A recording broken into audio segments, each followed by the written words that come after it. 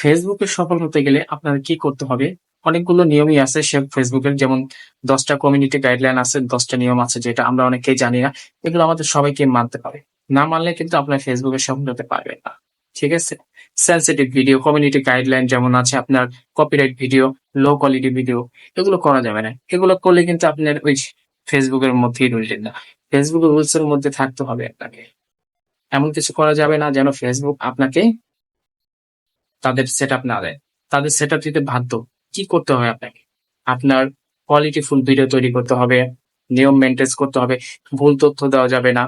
ভুল তথ্য দিলে আপনার সমস্যা হতে পারে, এবং কি আপনার সঠিক তথ্য দিয়ে ভিডিও তৈরি করতে হবে।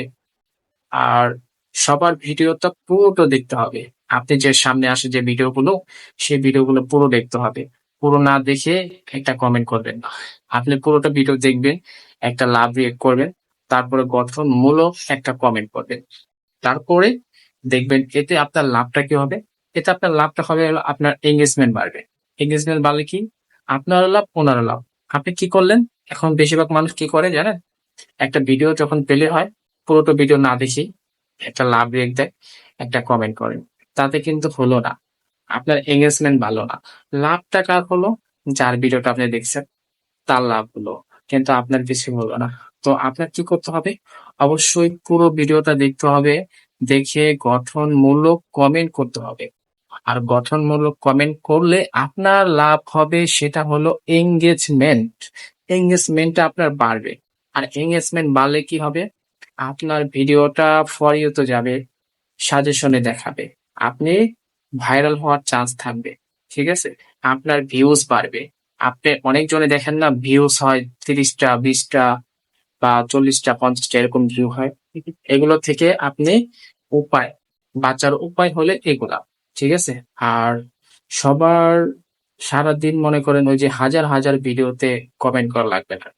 আপনি গুনে, গুনে ১০ টা ভিডিওতে ধরে লাভ রিঅ্যাক্ট, কমেন্ট, গঠনমূলক কমেন্ট করতে হবে।